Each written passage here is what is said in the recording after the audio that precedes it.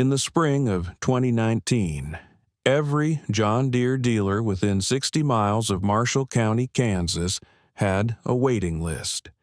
Not for new tractors, not for parts, for a software diagnostic tool that only the dealership was legally allowed to operate.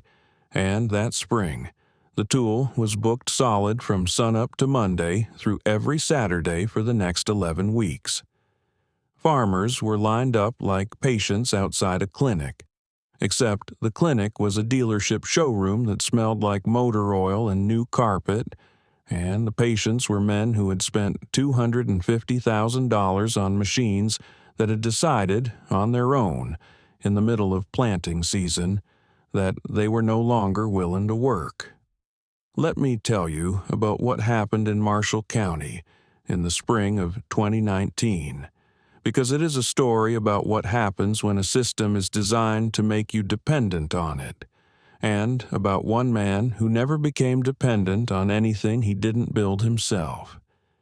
The trouble started in the second week of April. A firmware update had been pushed overnight to every John Deere 8R Series tractor enrolled in the dealer's fleet management network across a 4-county area.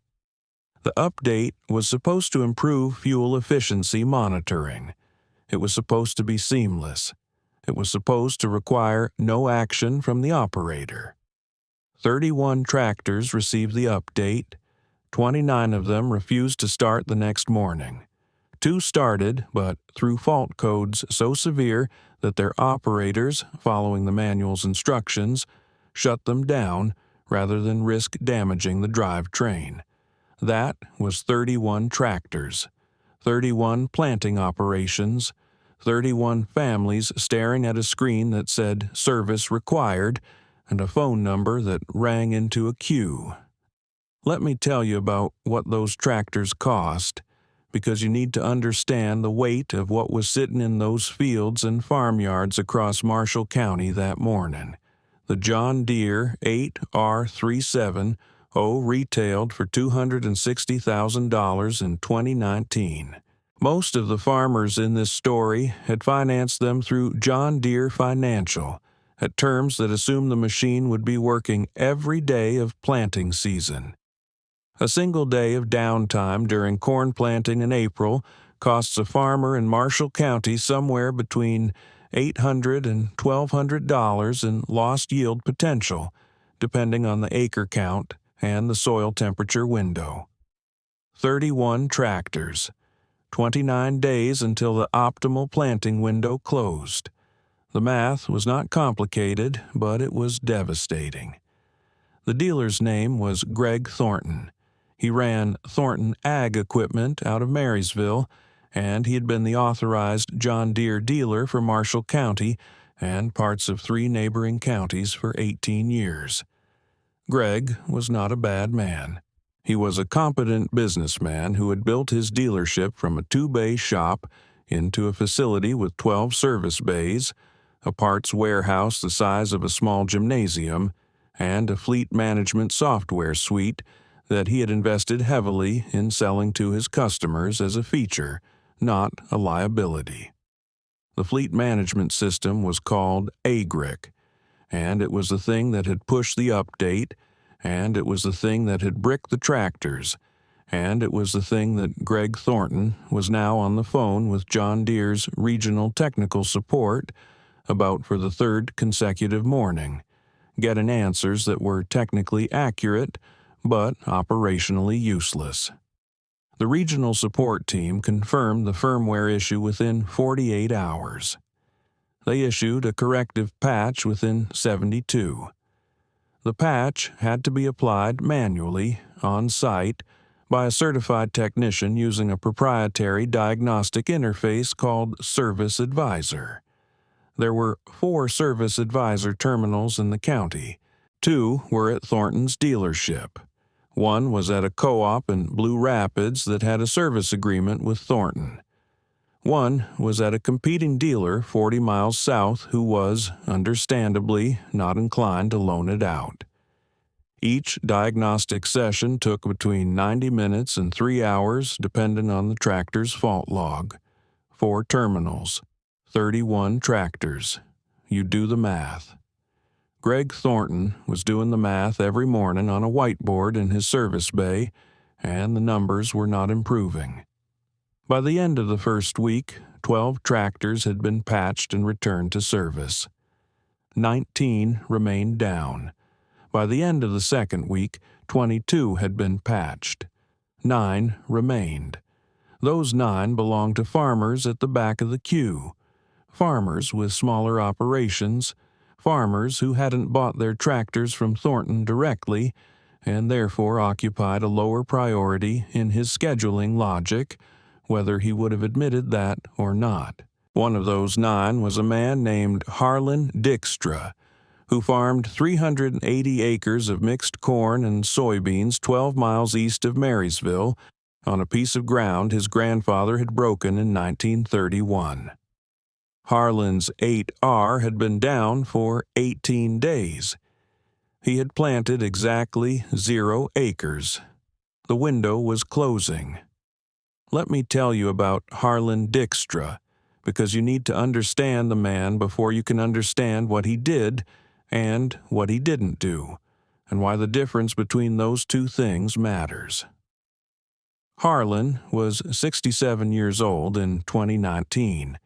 He had farmed that same 380 acres for 41 years, having taken it over from his father, Leonard Dykstra, in 1978 at the age of 26.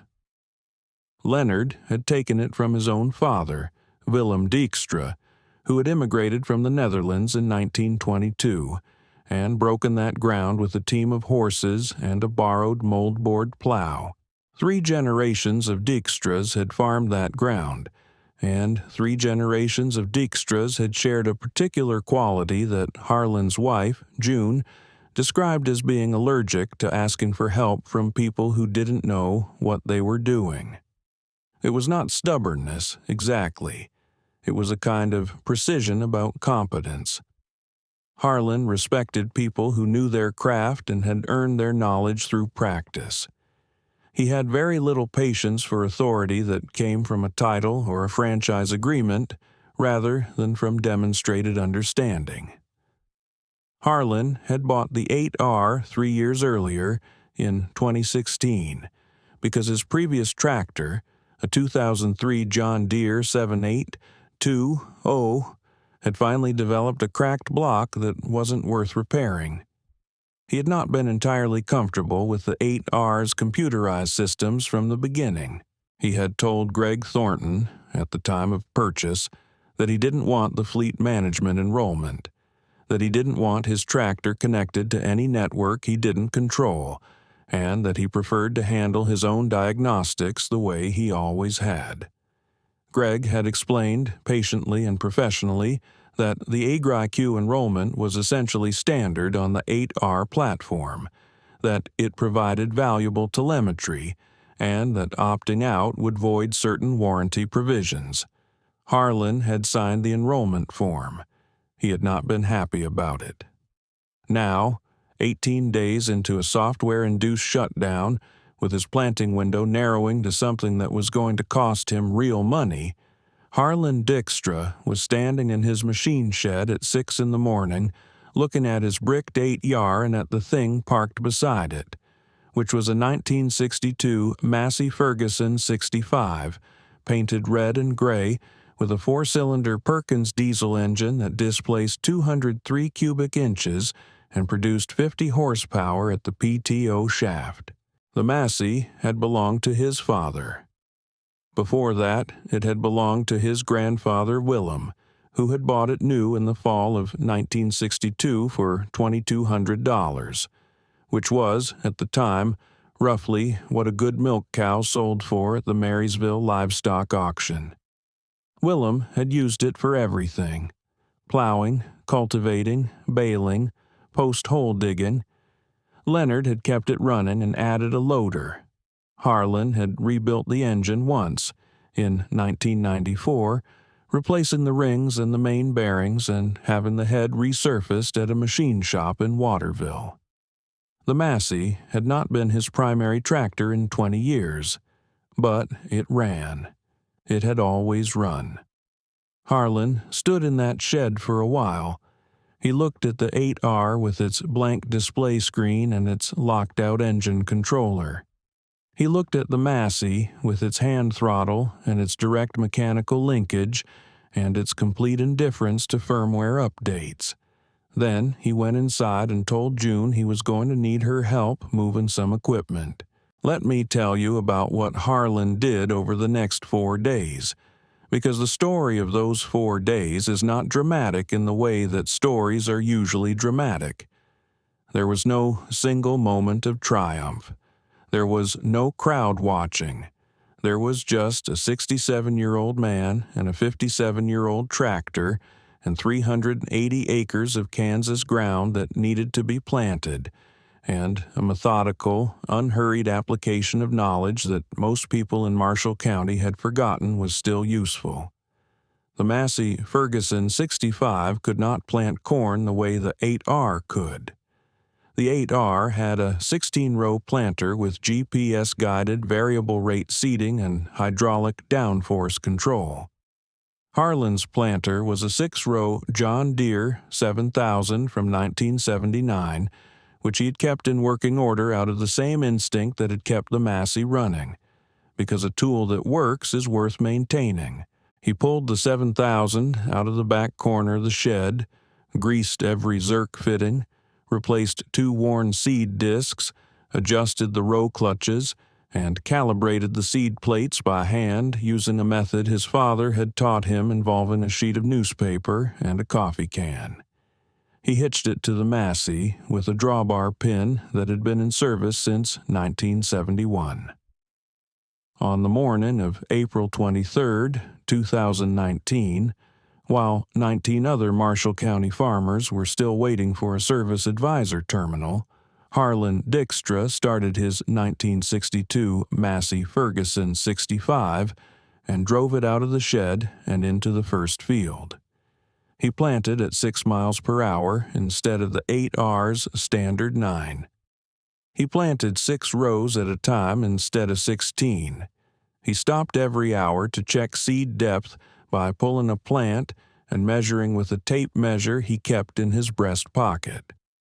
He finished the first field in a day and a half. He planted all 380 acres in 11 days. Now, let me pause here and ask you something, because I want you to sit with what I just told you for a moment. 19 farmers in Marshall County were still waiting for a software patch on a $250,000 machine. And Harlan Dykstra, with a tractor that was old enough to collect Social Security, had finished planting his entire operation. Not because he was lucky, not because his ground was easier, because he had maintained a piece of equipment that no software company could reach, and because he knew how to use it. The story did not stay quiet. It never does in a county with 1 grain elevator and 2 coffee shops. Let me tell you about how Greg Thornton found out, because the way he found out matters to understanding what happened next. Greg heard it from his parts manager, a man named Dale Sorensen, who had heard it from his neighbor, who had driven past Harlan's South Field on the county road and seen the old Massey going back and forth with the 6-row planter behind it, and who had stopped and watched for a while because he hadn't seen a rig like that work in a field since the mid-1990s. Dale mentioned it to Greg on a Thursday morning while they were going over the service bay schedule, and Greg's first response was to say that Harlan must have hired someone with a planter, because there was no way an old 2-wheel drive Massey with 50 horses was pulling a meaningful planter in that ground. Dale said he didn't think so, that the neighbor had recognized the tractor from the road, that it was definitely Harlan's rig. Greg said, well, good for him, and went back to the schedule. But it bothered him. Greg Thornton was not a man who was easily bothered by things, but this bothered him, because it implied something he didn't want to examine too carefully, which was that one of his customers had been so far back in his service queue that the customer had resurrected a 57-year-old tractor rather than wait for Greg's technicians. That was not a good story. That was the kind of story that got told at the elevator and at the co-op and at the Farm Bureau meeting, and that eventually circled back to the question of whether Greg Thornton's dealership was serving its customers or whether its customers were serving Greg Thornton's dealership. He drove out to Harlan's place on a Friday afternoon in the first week of May, after the last of the bricked tractors had finally been patched and returned. The 8R was running again by then. Harlan had used it to finish some secondary field work after the Massey had completed the planting. Greg found Harlan in the machine shed, cleaning the Massey's air filter with a brush and a can of compressed air. Greg stood in the doorway for a moment. He was wearing a Thornton Ag polo shirt and clean boots. Harlan was wearing canvas work pants and a flannel shirt with a tear at the left elbow that June had mended twice. Greg said he'd heard what Harlan had done. He said it was impressive. He said he was sorry about the delay in the service queue, that it had been an exceptional situation, that John Deere had handled it poorly, and that he was going to be having some conversations with his regional rep about the AgrIQ enrollment process and the warranty implications of opting out. He said all of this in the tone of a man who had rehearsed it in the truck on the way over. Harlan set down the air filter and the brush. He looked at Greg for a moment without saying anything. Then he said, "Greg, I told you in 2016 I didn't want that enrollment. You told me it was standard. I signed the paper because I needed the warranty. And then the enrollment is what shut my tractor down for 18 days. He wasn't angry when he said it. He said it the way you'd state a fact about soil temperature or rainfall, as information rather than accusation. The Massey doesn't have a warranty, he said, but it also doesn't have a network connection, and it planted my corn. Greg didn't have a good answer for that. He stood there for a moment with his hands in his pockets. Then he said he understood, and that he hoped Harlan would give him the chance to earn back his trust, and Harlan said he'd think about it, and that was essentially the end of the conversation. Greg drove back to Marysville. Harlan went back to the air filter. Let me tell you about what happened at the Marshall County Farm Bureau meeting in June of 2019, because that meeting is where this story stopped being about one man and one tractor and started being about something larger. The Farm Bureau met on the second Tuesday of every month at the Marysville Elks Lodge, which had a meeting room that seated about 80 people and smelled like old carpet and coffee that had been on the burner too long. The June meeting had an agenda item about the spring firmware incident, which had been submitted by a farmer named Wendell Hassel, who had been one of the 29 affected and who had opinions about it that he was not inclined to keep to himself. Wendell was 58, farmed 640 acres north of town, and had a gift for organized complaint that had made him useful to the Farm Bureau and occasionally exhausting to his neighbors. About 60 farmers showed up, which was more than usual. Word had gotten around that Wendell was going to make a presentation about the AgrIQ incident, and word had also gotten around, in the way that things get around in a county with one grain elevator and 2 coffee shops, that Harlan Dykstra had planted 380 acres with a 1962 Massey, while everyone else was waiting for a software patch. Some people had heard this and thought it was funny. Some people had heard it and thought it was sad, in the way that watching someone do things the hard way is sometimes sad. A few people had heard it and thought it meant something worth thinking about. Wendell gave his presentation. He had printed out a timeline of the incident on yellow paper and distributed it to everyone in the room. He had calculated the aggregate economic damage to Marshall County farmers from the 18-day delay at somewhere between $400,000 and $600,000 in lost yield potential, depending on assumptions about soil temperature and final stand counts. He had a slide projected from a laptop onto a pull-down screen that showed the timeline of the firmware push, the diagnostic queue, and the patch deployment. It was a thorough presentation. Wendell was good at this. When Wendell finished, the room opened up for discussion, and for about 20 minutes people said what you'd expect them to say. They talked about right-to-repair legislation and whether Kansas should be pushing its congressional delegation harder on the issue. They talked about whether the AgrIQ enrollment should be optional and whether the warranty provisions were legally defensible. They talked about Greg Thornton and whether his service capacity was adequate for the county's needs. Greg was not at the meeting. He had been invited. He had sent his service manager instead, a young man named Tyler who sat in the back row and took notes and said very little. Then someone, and nobody later could agree on exactly who it was, said something about Harlan Dykstra and the Massey, and the room shifted. It shifted the way rooms shift when a conversation moves from the abstract to the specific, from policy to story. People who had been half listening straightened up. People who had been looking at their phones put them away.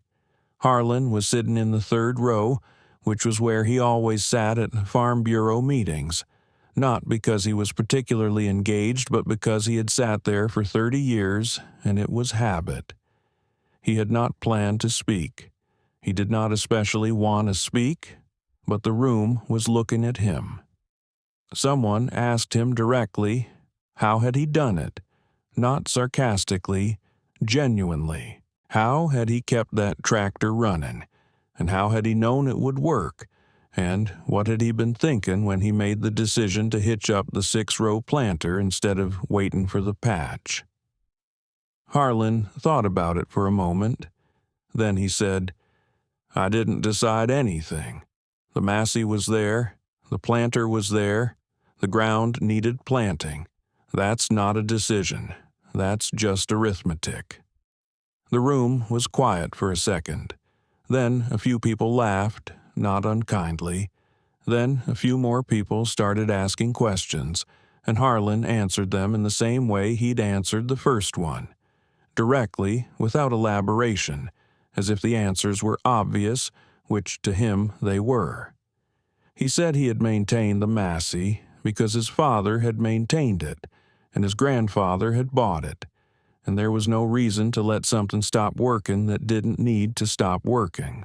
He said he had kept the 6-row planter because 6 rows of corn planted on time is worth more than 16 rows of corn planted late. He said he had learned to calibrate the seed plates by hand from his father, who had learned it from a Massey-Ferguson dealer's manual from 1964, which he still had in a binder in the house. He said the Massey had no computers and no network connection and no firmware, and that this was, in his view, not a deficiency.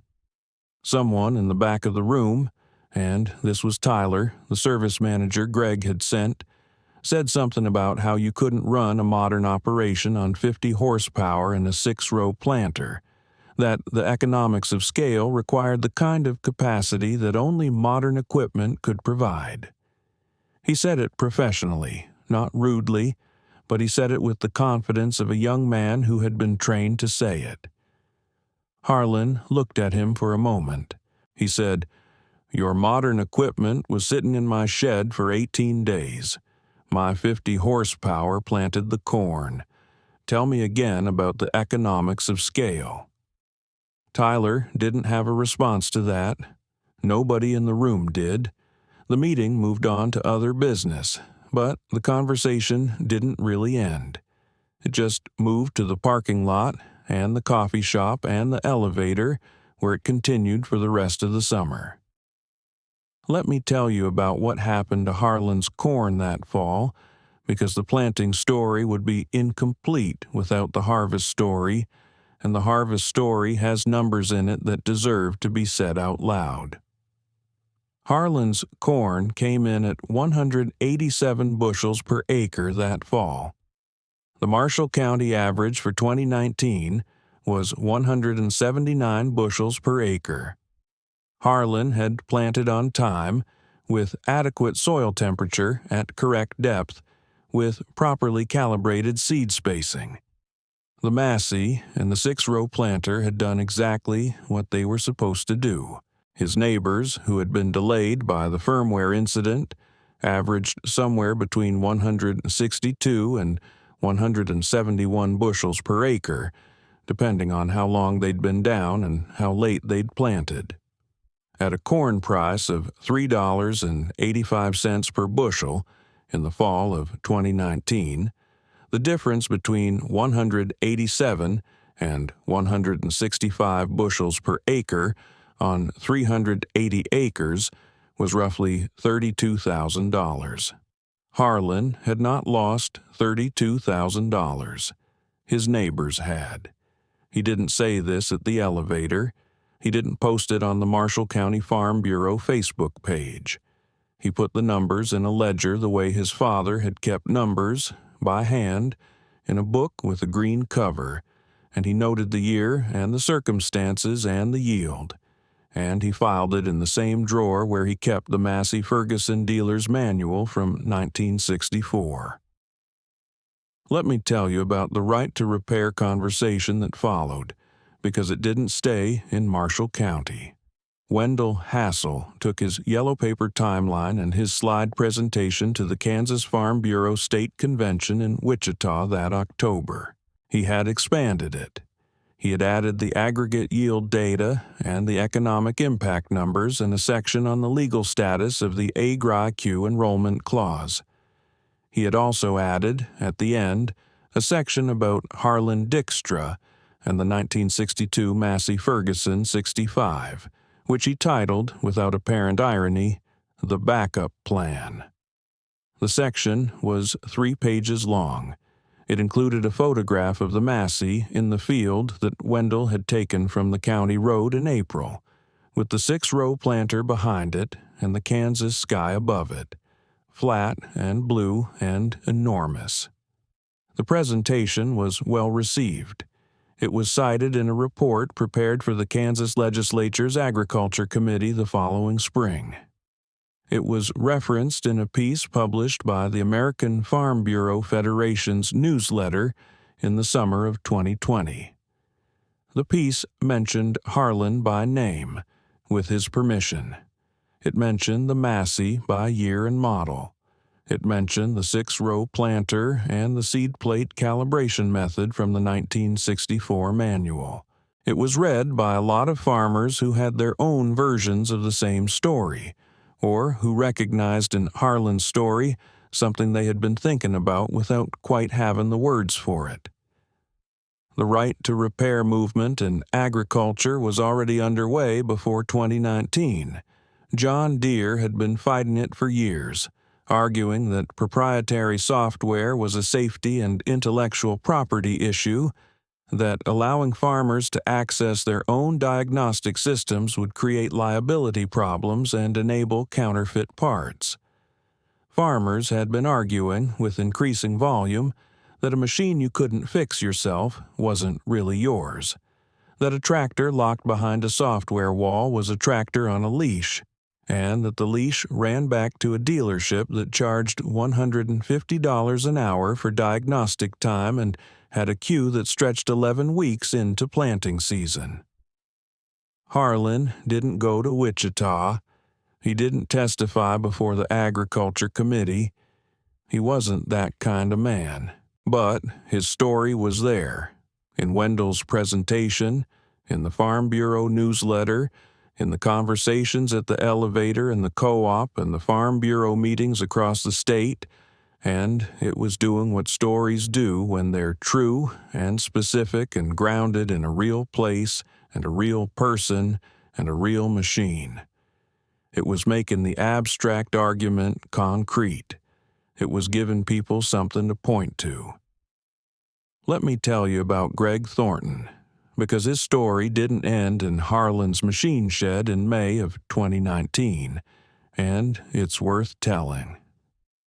Greg spent the summer of 2019 having conversations he hadn't expected to have. He had conversations with his John Deere regional rep about the AgrIQ enrollment clause and the warranty implications of opting out. He had conversations with his own service manager about diagnostic queue capacity and whether 4 service advisor terminals was adequate for a county with the machine count Marshall County had. He had conversations with his accountant about what the liability exposure looked like if a farmer decided to sue over planting season losses caused by a firmware update that Greg's dealership had, in a sense, facilitated by enrolling the tractors in the first place. He also had a conversation with himself, which was harder.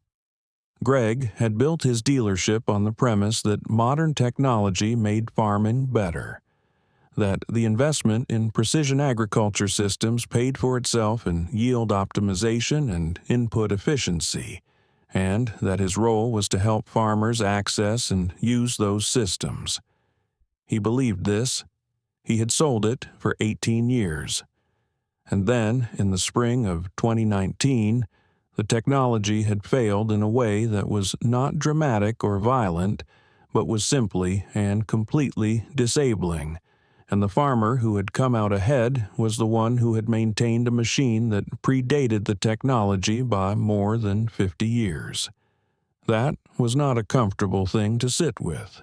Greg was not the kind of man who sat comfortably with uncomfortable things. He was the kind of man who did something about them. In the fall of 2019, Greg Thornton added a line item to his service agreements.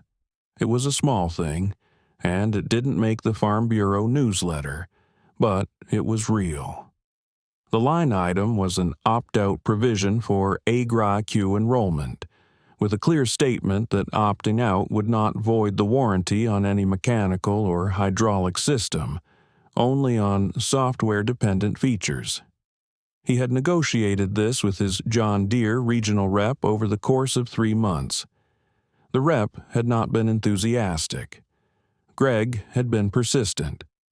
The provision went into every new service agreement Thornton Ag Equipment issued starting in November of 2019. He didn't tell Harlan about it directly. He sent him a letter, a single page, typed on Thornton Ag letterhead, that said he had made some changes to his enrollment process and that he wanted Harlan to know about them, and that he hoped Harlan would consider Thornton's for his next parts purchase. Harlan read the letter at the kitchen table while June was making coffee. He read it twice.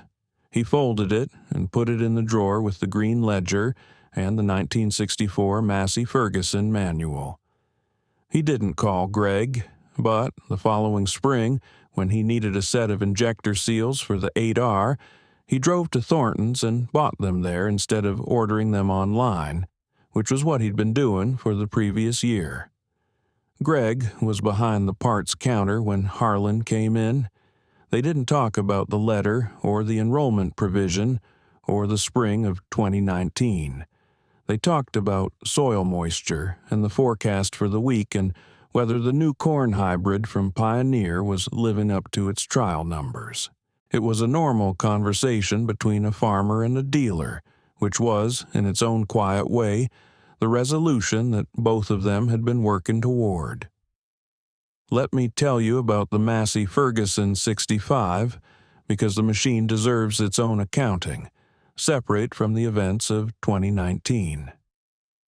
The tractor was built in Detroit, Michigan, in the fall of 1962, at the Massey-Ferguson plant on East Grand Boulevard, which had been producing farm equipment since the company's predecessor, the Ferguson Tractor Company, had set up American manufacturing operations in the late 1940s. The 65 was a mid-range machine, positioned between the smaller 35 and the larger 85 in Massey's lineup. It used the Perkins A4.203 engine, a four-cylinder indirect injection diesel that was known, among people who knew such things, for being nearly impossible to kill. The A4.203 had a reputation for running on fuel of questionable quality, for starting in cold weather that stopped other engines, and for tolerating the kind of deferred maintenance that would destroy a more precisely engineered machine. It was not a sophisticated engine. It was a stubborn one. Harlan Dykstra had bought his in October of 1962, serial number 527841, from a Massey-Ferguson dealer in Marysville whose name and address were stamped on a plate riveted to the inside of the hood. The dealer had been out of business since 1978. The plate was still there. Willem had used the tractor for 14 years before he passed the farm to Leonard. Leonard had used it for another 26 years before he passed it to Harlan. Harlan had used it as a primary tractor until 1999 and as a secondary and backup machine since then. The engine had been rebuilt once. The hydraulic pump had been replaced twice. The seat had been reupholstered with a piece of vinyl that June had bought at a fabric store in Manhattan, Kansas, in 2003. Everything else was original. The hour meter, which was a mechanical unit mounted on the instrument panel, had rolled over twice. The tractor had accumulated somewhere between 12,000 and 14,000 hours of actual use, depending on how you accounted for the rollover. For context, a well-maintained modern tractor is considered to have significant remaining useful life at 10,000 hours. The Massey had passed that threshold sometime in the 1980s and had not slowed down noticeably. Harlan maintained it the way his father had taught him and the way the 1964 manual specified: oil and filter every 100 hours, valve adjustment every 500 hours, injection timing checked every 1,000 hours, coolant system flushed every 2 years. He kept a maintenance log in the same green cover ledger style his father had used, going back to 1978. The log was specific. It noted dates, hour meter readings, parts used, sources, costs. It was the kind of record that a museum curator would find invaluable, and that most farmers, even careful ones, stopped keeping after the first decade. When Harlan rebuilt the engine in 1994, he had sourced the parts from a supplier in Wichita that specialized in Perkins engine components. The supplier, a man named Clement Rasmussen, who ran the business out of a warehouse on the south side of town, had told Harlan that the A4.203 was one of the most commonly rebuilt engines in his inventory, not because it failed often, but because it lasted long enough that eventually everything wore out and needed doing. Clement had said the engine was designed to be rebuilt, that it had been engineered with the assumption that a farmer would do the work himself, that the tolerances were specified in the manual and achievable with tools a reasonably equipped farm shop would have. Harlan had done the rebuild himself in the machine shed over the course of 3 weekends in February. The engine had run without issue since. This is what Harlan meant when he said the Massey's lack of computers was not a deficiency. He did not mean that computers were bad or that modern tractors were inferior. He meant that a machine you can rebuild in your own shed with parts you can buy from a supplier in Wichita, with specifications from a manual you have in a binder in your house, is a machine that cannot be taken from you by a firmware update or a proprietary diagnostic tool or a service queue that runs 11 weeks into planting season. The dependence is different. The vulnerability is different. And in the spring of 2019, The difference had been worth roughly $32,000. Let me tell you about the conversation Harlan had with his son, because it is the conversation that closes this story in the way that stories like this need to be closed. Harlan's son, Peter Dykstra, was 38 years old in 2019. He had grown up on the farm, had gone to Kansas State for an agricultural engineering degree, and had come back to Marshall County in 2008 to farm alongside his father. Peter was not his father. He was a careful man, methodical and data-driven in the way that an agricultural engineering education makes you, and he had been the one who had pushed for the 8R purchase in 2016, who had seen the precision agriculture numbers and the variable rate seeding data, and had made the case to Harlan that the investment would pay for itself in 3 to 5 years. He had not been wrong about the numbers. He had not anticipated the firmware. In the spring of 2019, Peter had watched his father plant 380 acres with the Massey and the 6-row planter, while Peter's own fields sat waiting for the patch. Peter farmed a separate 240-acre parcel that he had purchased in 2012, and his tractor, a John Deere 6155R, had also been enrolled in AgrIQ, and it had also been bricked by the update, and he had also been in Greg Thornton's queue. He had been patched and back in the field by day 14, which was earlier than some, but still late enough to cost him. He had watched his father finish planting on day 11 with the old Massey, and he had felt something complicated about it that took him a while to sort out. The conversation happened in late October, after harvest, at the kitchen table in the house Harlan had grown up in, and where he and June still lived. Peter had brought his harvest numbers. His 6155R was running fine. His corn had come in at 174 bushels per acre, which was below the county average and well below his father's 187. The late planting had cost him, as the numbers had said it would. Peter said he had been thinking about the Massey. He said he had been thinking about it since April, and that he had done some research, and that he wanted to talk about it. He said he had found a 1965 Massey-Ferguson 135, which was a smaller machine than the 65 but used the same Perkins engine family, at an estate auction in Pottawatomie County for $2,800. He said he thought they should buy it.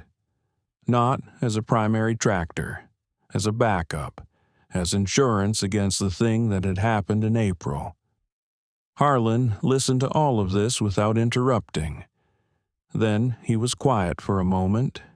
Then he said, "I thought you were going to tell me something I didn't know." Peter looked at him. He said, "You already thought of this?" Harlan said, "I thought of it in 1999 when I bought the 782O. I thought of it in 2016 when I bought the 8R. I kept the Massey because I thought of it. You're just now catching up." Peter sat with that for a moment. Then he said, "So, should I buy the 135? Harlan said, "Buy it, learn the engine, keep the manual. Don't let anyone connect it to a network." Peter bought the 135 the following week. He drove it home on a trailer and put it in the shed next to the 65. He spent the winter going through it, learning it the way his grandfather had learned the 65 and the way his father had maintained it, by hand from the manual, with an understanding of why each system worked the way it worked rather than just that it worked. He kept a maintenance log in a green cover ledger that Harlan gave him, the same kind his father had used since 1978. Let me tell you about what happened in the spring of 2021, because it is brief, but it belongs in this story. In March of 2021, John Deere pushed another firmware update to the 8R platform. This one went smoothly. No tractors were bricked. The patch deployed overnight, and the tractors started the next morning, and nobody in Marshall County had to call a service queue or wait for a diagnostic terminal.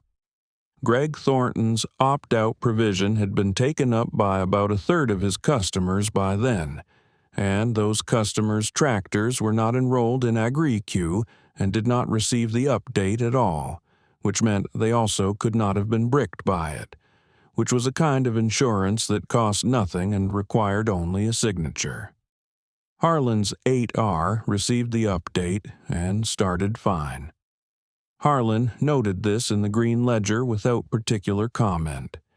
He also noted the hour meter reading on the Massey-Ferguson 65, which was 13,847 hours, and the oil change he had performed that morning, and the fact that the engine had started on the first crank in 28-degree weather, which was the kind of thing he had been noting in the ledger for 41 years, and which he saw no reason to stop noting.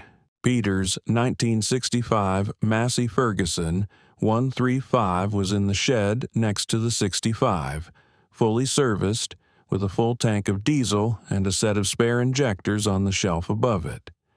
It had not been needed that spring. Peter hoped it would never be needed. But he kept it the way his grandfather had kept the 65 and the way his father had kept it after that, because the keeping was not about the crisis.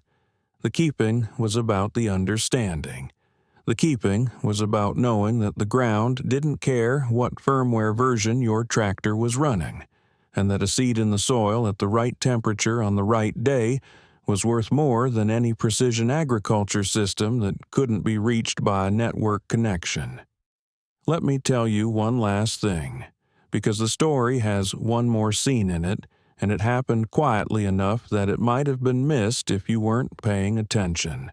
In the summer of 2022, a young woman named Ingrid Johansson, who was 24 years old and had just completed a master's degree in agricultural systems engineering at Kansas State, came to Marshall County to conduct field interviews for a research project on equipment resilience and right-to-repair practices among small and mid-scale grain farmers. She had a list of 12 farmers to interview. Harlan Dykstra was on the list. She drove out to the farm on a Tuesday morning in July and found him in the machine shed, which was where she had been told she would find him. She asked him about the spring of 2019. She had read Wendell Hassel's presentation and the Farm Bureau newsletter piece and the Agriculture Committee report. She had the numbers. She wanted to understand the decision-making process, the risk calculus, the point at which he had decided that the old tractor was the right tool for the situation. Harlan listened to the question, He looked at the Massey, which was parked where it had been parked for 60 years, more or less, in the same shed, next to different tractors in different eras. He looked at Ingrid with her notebook and her Kansas State lanyard, and her careful, precise question about decision-making and risk calculus. He said, "It wasn't a decision. I kept the tractor because it worked. When the other one stopped working, I used the one that worked. That's not a risk calculus. That's just farming." Ingrid wrote this down. She wrote down everything he said in the careful, thorough way of a researcher who knows that the most important things are often said in the simplest sentences. She spent 3 hours at the farm that morning. She looked at the maintenance logs going back to 1978. She looked at the 1964 Massey-Ferguson dealer's manual in its binder. She looked at the hour meter on the 65, which read 13,991 hours, and at the 135 parked beside it, which was Peter's, and at the green ledger on the shelf where Peter had been keeping his own maintenance records since 2019. Before she left, she asked Harlan if there was anything he wanted to say for the record, anything he thought the research community or the policy people or the right to repair advocates should understand that they might be missing. Harlan thought about it. He said, "Tell them that a tractor is a tool. A tool is only yours if you can fix it. If you can't fix it, you're renting it, no matter what the title says." Ingrid wrote that down too. It ended up as the epigraph of her thesis, which was published by the Kansas State Agricultural Extension Service in 2023, and which was cited in 3 subsequent papers on equipment autonomy and farmer sovereignty in precision agriculture systems. The epigraph read, in full, "A tractor is a tool. A tool is only yours if you can fix it. If you can't fix it, you're renting it, no matter what the title says." Harlan Dykstra, Marshall County, Kansas, 2022. The Massey-Ferguson 65 is still in the shed. The hour meter reads somewhere north of 14,000 now. The A4.203 engine starts on the first crank in cold weather, the way it has started on the first crank in cold weather since 1962. The 1964 dealer's manual is still in the binder. The green ledger has a new volume, started by Peter, sitting next to the old one started by Leonard. The 8R is still enrolled in AgrIQ because the opt-out provision covers warranty on mechanical systems. But Peter decided the precision seeding data was worth the trade-off, and Harlan let him make that call because Peter is the one who will farm that ground after Harlan is gone, and the decisions belong to the person who will live with them. Greg Thornton retired in 2021. His dealership was taken over by his son-in-law, who kept the opt-out provision in the service agreements and added a second service advisor terminal to the service bay. Whether he did this because of what happened in 2019 or for other reasons, nobody has said publicly. But the provision is there. Wendell Hassel is still on the Farm Bureau board. He still prints things on yellow paper. He still makes presentations. He is, by most accounts, still occasionally exhausting to his neighbors. And somewhere in a Kansas State Extension Service archive, in a thesis that most people will never read, there is a sentence that a 67-year-old farmer said to a 24-year-old researcher on a Tuesday morning in July in a machine shed in Marshall County, standing next to a tractor that was built the same year John Glenn orbited the Earth, that has been running ever since, that planted 380 acres of corn while $31 $250,000 machines sat locked behind a software wall waiting for a patch that was coming, eventually whenever the queue got to them. A tractor is a tool. A tool is only yours if you can fix it. If you can't fix it, you're renting it, no matter what the title says. The Massey didn't need a patch. The Massey didn't need a network. The Massey didn't need a certified technician with a proprietary diagnostic interface and an 11-week waiting list. The Massey needed diesel and oil and a man who knew how it worked. That's all it had ever needed. That's all it will ever need.